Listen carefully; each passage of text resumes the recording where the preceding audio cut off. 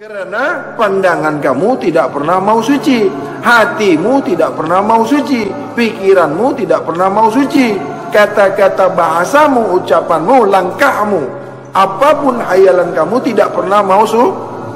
Maka Tuhan tidak akan pernah mau memperkenalkan dirinya kepada dirimu yang kotor itu, yang busuk itu, yang sentiasa memandang yang maksiat, telingamu sentiasa mendengarkan yang maksiat, perbuatanmu sentiasa yang maksiat, keji dan mungkar, langkahmu selalu melangkah kepada keji dan mungkar, hatimu busuk, suuzon, sangka yang tidak baik, suka memfitnah, suka mengkeji kepada sesama diri kamu. Paham ini? Maka Tuhan tidak akan pernah memperkenalkan dirinya kepada manusia kotor, manusia jahanam, manusia jahat, manusia durjana, manusia yang jahil, bodoh. Itu Tuhan tidak akan pernah mau memperkenalkan dirinya.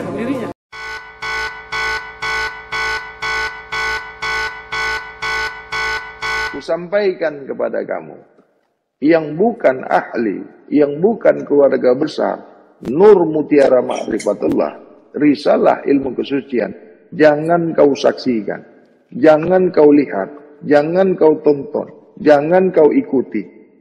Pengajian bab kesucian ini hanya untuk yang sebenar-benar manusia. Kalau kau belum menjadi manusia sebenar-benar manusia, kau tidak boleh menyaksikan, menonton, mengikuti pengajian ilmu risalah bab kesucian ini. Kenapa aku larang? Kenapa tidak boleh? Nanti kau salah paham, nanti kau komen yang tidak baik, kan jadi gaduh. Kan lebih bagus kau tidak melihat, tidak menonton. Internet kau ndak habis, ndak kecoh, ndak gaduh, kan lebih baik kan? Sudah dilarang kan? Jadi kalau kau lihat juga, itu kau bukan manusia, karena kau tidak mengerti bahasa manusia. Jadi sesiapa yang masih melihat, menonton, menyaksikan, mengikuti pelajaran ilmu bab kesucian, sudah dilarang, masih juga dilihat, masih juga diikuti, bermakna bukan manusia. Paham kau ini?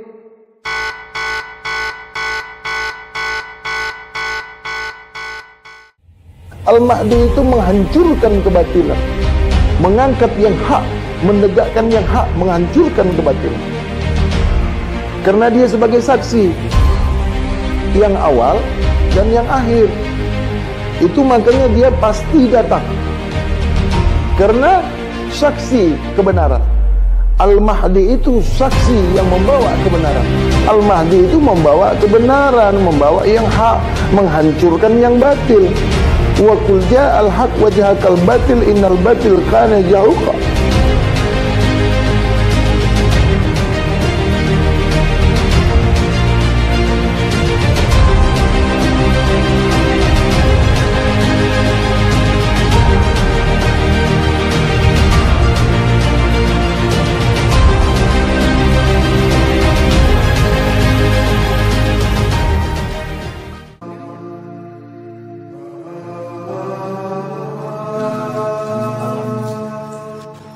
Dalam ahda tadi, kekosongan. Ya. Allah ini tidak ada yang menyebut nama Allah. Alam ahda ini Tuhan belum mentajalikan dirinya, Tuhan belum mentajalikan cahayanya, Tuhan belum menzahirkan dirinya.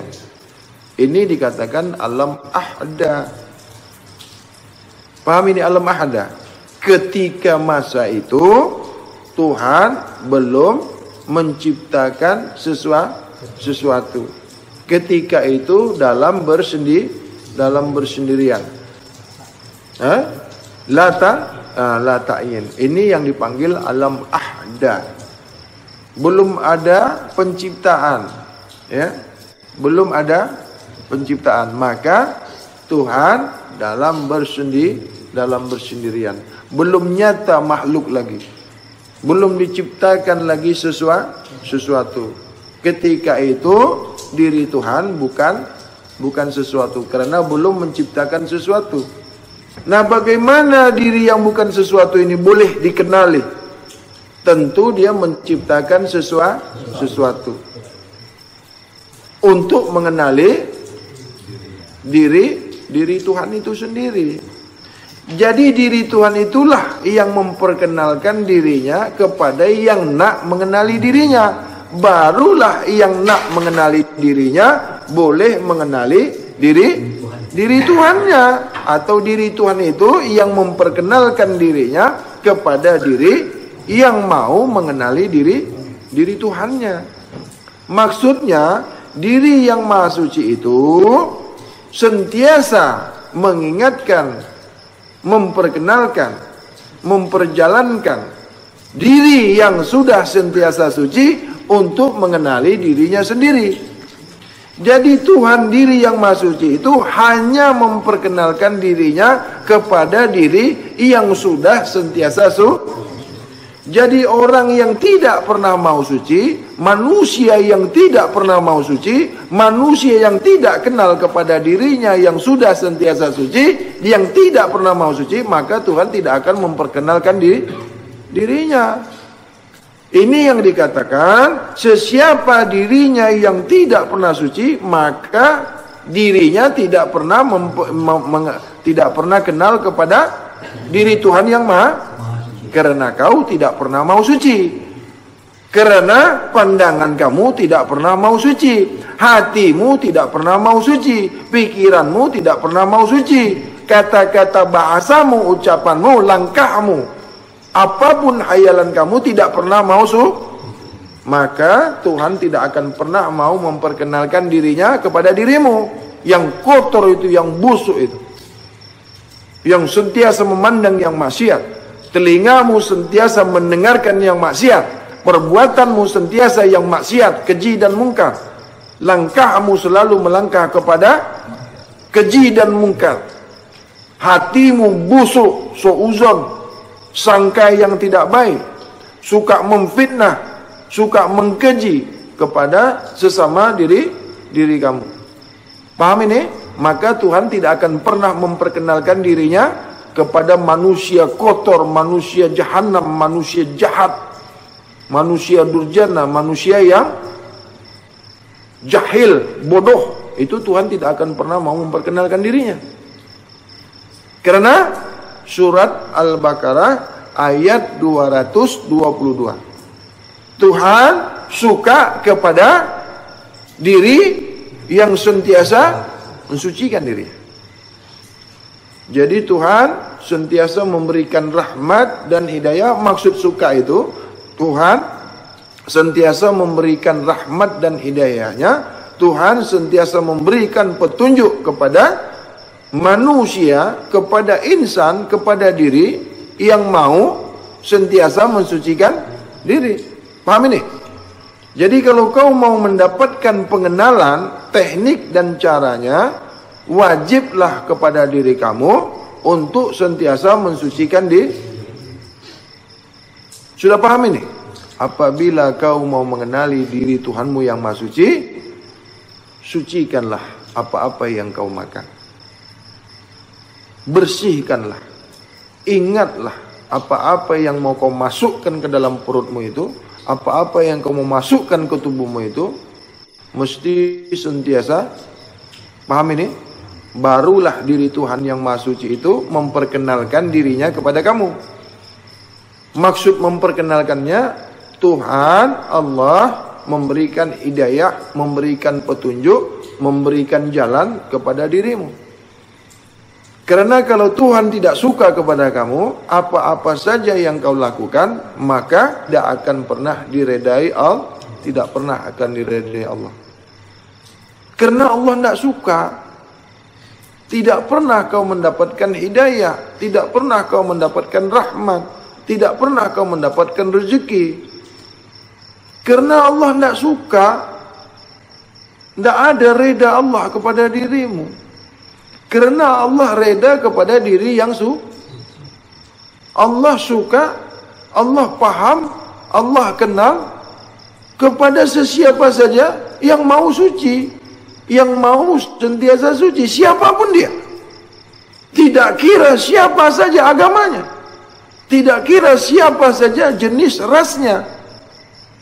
Nasrani pun, Kristen pun, Majusi, Hindu, Islam, Allah suka apabila kamu sentiasa tidak ada bahasanya di situ kepada orang Islam.